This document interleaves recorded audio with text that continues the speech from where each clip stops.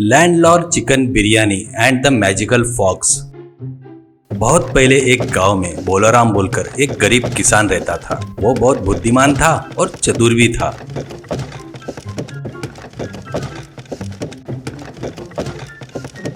इसलिए जमींदारों के बाजू में ताकतवर बनकर और गरीब किसानों के लिए भगवान बनकर रहता था। उसी गांव में जगन्नाथ करके एक जमींदार रहता था। उस गांव के किसान सभी उस जगन्नाथ को ही अपनी फसल बेचते थे। जगन्नाथ बहुत ही कंजूस और लालची था। किसानों को बराबर भाव नहीं देकर सताते रहता था। इससे वो लोग कभी भी गरीबी से कभी उबर नहीं पाए। एक बार भोलाराम जगन्नाथ को अपनी फसल नहीं बेचने का निर्णय लेता है और फसल हाथ में आते ही पड़ोस के शहर में जाकर अपना धान बेचकर आए हुए पैसों से तगड़े मुर्गे खरीदता है और एक शिकारी को पैसे देकर 2 लोमड़ियां भी हासिल कर लेता है। उन दोनों में से एक को रूम में बांधकर दूसरे को संकल से बांधकर अपने साथ घुमाता है। जगन्नाथ एक दिन अपने एरिया से जाते रहता है तो भोलाराम मिलता है। तब भोलाराम, बाबूजी आपकी फसल तैयार है, आप जब बोलोगे तब आप ले जा सकते हो, ऐसे कहता है। तो जगन्नाथ, वो तो ठीक कह रहे, पर ऐसे लोमड़ी को पकड़कर क्यों घूम रहा है? वो भाग नहीं जाएगा क्या? भोलाराम, गया तो भी तुरंत वापिस घूमकर आएगा, ये मायावी लोमड़ी है, करके बताता है। और देखते क्या इसका जादू। कहते हुए भोलाराम उस लोमड़ी से कहता है, तू जाकर अच्छी मुर्गी लेकर आ, कहकर उसके गले की संकल खोलता है। संकल के खुलते ही वो बहुत तेजी से भागती है।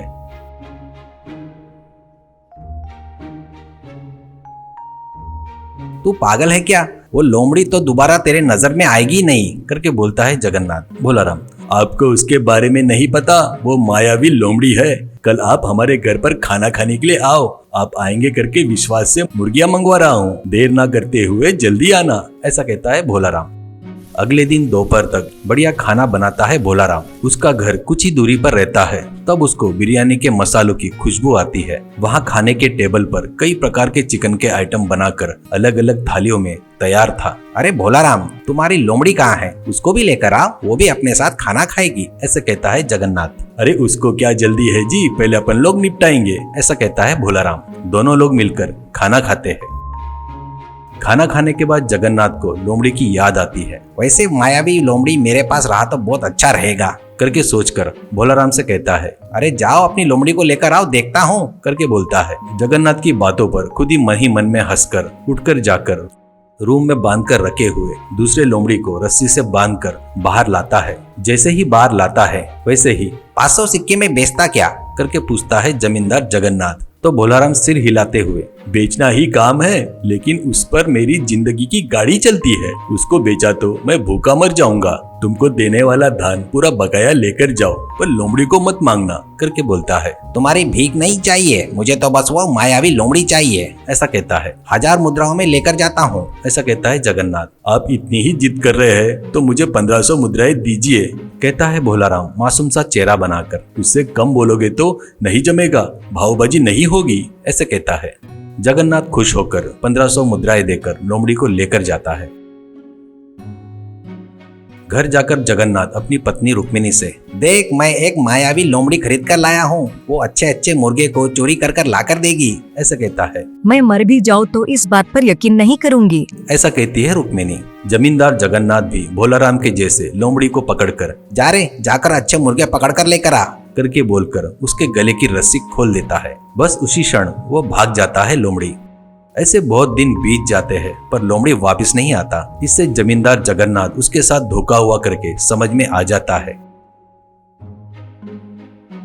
और अपने आदमियों को लेकर भोलाराम के घर जाता है और उसको पकड़कर बांधकर, मेरे से ही धोखा करता क्या रे नीच कमीने, मेरा पैसा मुझे वापस किया तो माफ कर दूंगा, ऐसा कहता है। वो तो कब का खर्च हो गया है जी, ऐसा कहता है भोलाराम। तो इसे लाठी से मरे तक मारो, करके बोलता है जगन्नाथ। एक व्यक्ति, अरे बाबूजी इसे मारकर गाड़ने के लिए नहीं जमेगा, इसको कल मार डालेंगे तो अच्छा रहेगा, ऐसे कहता है। वैसे ही करेंगे, सुबह तक ठंड से मरने दो इसे, ये पहने हुए कपड़े ही रखकर इसे धानी से बांध दो, ऐसे कहता है जगन्नाथ। तो भोलाराम को वो लोग धानी से बांधकर चले जाते हैं। कुछ देर बाद ठंड पड़ने लगती है। ठंड में भोलाराम की हालत बहुत खराब हो जाती है। वो ठंड से बचने के लिए धानी को घुमाने लगता है। वैसे करने से उसका शरीर गर्म होकर पसीना भी निकलने लगता है। वो ठंड से अब तक मर गया होगा, जाकर देख कर आओ, ऐसा जगन्नाथ उसके आदमी को भेजता है। वो जाकर देखकर आकर, मालिक वो ठंड से मरा नहीं और पूरा शरीर पसीने से भरा है और वो शरीर पर फूंक रहा है करके कहता है। इसमें कोई राज है सोचकर जमींदार उसके पास आकर, अरे भोलाराम, इतने ठंड में तुझे इतना पसीना कैसे निकल रहा है? कहता है तो हंसते हुए, बगैर किसी कारण से किसी निरपराधी को सजा दिए तो क्या होगा बाबूजी? मैंने तुमको जो लोमड़ी दिया था ना, वो सचमुच मायावी थी। तुम उसको किसी कारण से गुस्सा दिलाए होंगे, कहीं उसकी महिमा पर तुम्हारे घर वालों ने विश्वास नहीं किए होंगे। वो बात पता चलने पर वो फिर से नहीं आएगी, वैसा ही कुछ हुआ होगा, ऐसा बोलता है जगन्नाथ। तो फिर इतनी ठंडी में तुझे पसीना कैसे निकल रहा है? इसका राज क्या है? करके पूछता है। नजर के सामने दिख रहा था तो उसे आप नहीं माने। मैंने जो कपड़े पहने हैं ना, इसे आप क्या समझ रहे हो? ये भी बहुत चमत्कारी है। ये पहने तो ठंड में गर्मी लगती है और गर्मियों में पहनने से ठंड रहता है, करके बताता है भोलाराम। तो वो कपड़े को 500 मुद्रा में बेचता क्या? करके कहता है जमींदार। कृपया करके भावबाजी मत करो, ये हमारे दादाओं के जमाने से आ रहा है। मैं इसे किसी भी कीमत में नहीं बेचूंगा, ऐसा कहता है भोलाराम। वो मुझे चाहिए, बदले में 1000 मुद्रा ले ले, ऐसा कहता है जगन्नाथ। तुमको ये उतना पसंद आया तो इसके 2000 मुद्राएं दे दो। ये तुमको दे दिया तो मैं ठंड से मर जाऊंगा, ऐसा कहता है भोलाराम। जगन्नाथ उसको मांगे उतने पैसे देकर उससे वो शर्ट लेकर घर में जाकर धोकर सुखाता है। बाद में ठंडी में सिर्फ शर्ट पहनकर अपने ससुराल जाता है। वहाँ बहुत ठंड पड़ती है। वैसे उसको देखकर सभी हंसते हैं। भोलाराम ने उसको फिर से धोखा दिया करके उसको समझ में आ जाता है। इस बार भोलाराम के झांसे में नहीं आऊंगा करके और उसको मरवाऊंगा करके निर्णय लेता है। उसके आदमी फिर से भोलाराम को पकड़कर लाते हैं। इस बार जगन्नाथ उसको एक बोरे में बांधकर समुद्र के किनारे एक पहाड़ी पर ले जाता है। वहां पर एक पेड़ की डाल समुद्र के ऊपर थी। बोरे के उस डाल से बांध देते हैं। फिर जगन्नाथ चिल्लाकर, अरे उस डाल को काट दो, इससे छुटकारा मिल जाएगा, ऐसे कहता है। तो उसका नौकर कुछ देर तक उस डाल को काट कर, मालिक ये डाल बहुत मजबूत है, इसे काटने के लिए बहुत समय लगेगा, मुझे बहुत भूख लगी है, खाना खाकर आता हूँ फटाक से, ऐसा कहता है जगन्नाथ। मुझे भी भूख लगी है रे, ये कहाँ जाएगा, ले चल खाकर आएंगे, करके वहां से निकलते हैं।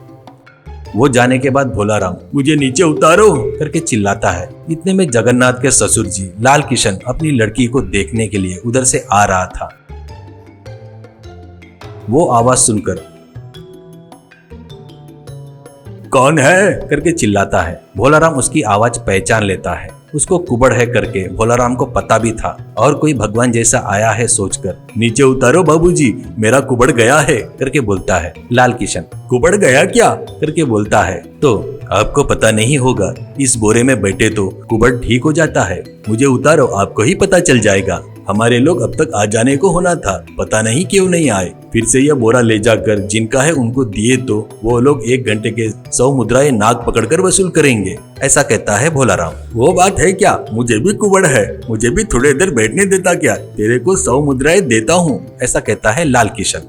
तो भोलाराम कैसे तो भी करके बोरे से बाहर आकर लाल किशन को उस बोरे में फिर से पेड़ के डाल को बांधकर अपने रास्ते से निकल जाता है। बाद में जगन्नाथ अपने आदमी के साथ आकर पेड़ के डाल को काटकर समुद्र में गिरा देता है।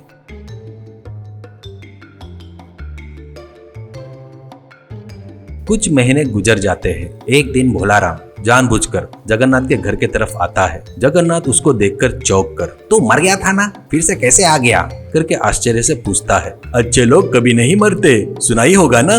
मैं समुद्र में गिरते ही समुद्र के राजा के सिपाही आकर मुझे लेकर गए। समुद्र राजा ने मेरा अच्छा आदर सत्कार करके अपने राज्य में ही रहने को बोले। मेरी अप्सरा जैसी लड़की से शादी कर दिए।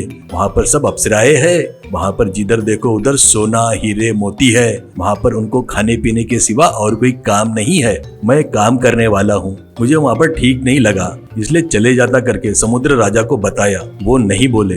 मैं मुझे जाना है करके बताया। उन्होंने कहा जब दिल करे तब आ जाना और अपने खास दोस्तों को भी लाते रहना करके बताए। मेरी पत्नी को साथ लेके चलता बोला तो वो इस दुनिया में नहीं आती बोली, ऐसे कहता है भोलाराम। अरे ये तो पागल है, बेवकूफ है। मैं तो वहाँ के सभी औरतों से शादी करके राजा को वहाँ से हटाकर मैं राजा बन जाता था करके सोचता है जगन्नाथ और भोलाराम से, अरे तुझे पुण्य मिलेगा रे, एक बार मुझे उस दुनिया में लेकर चल, ऐसे कहता कहता है। भोलाराम पहले नहीं मानता, बाद में जबरदस्ती करने से मान जाता है। आप ये बात बाहर किसी को मत बताना, चुपचाप मेरे साथ आओ, नहीं तो हम लोग भी आएंगे करके सभी लोग पीछे पड़ेंगे बेवकूफ। कल सुबह 2 नाव तैयार करके रखता हूँ करके कहता है भोलाराम।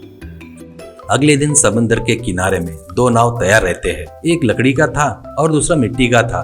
जगन्नाथ के आते ही उसको मिट्टी के नाव में चढ़ाकर वो लकड़ी के नाव में चढ़ता है।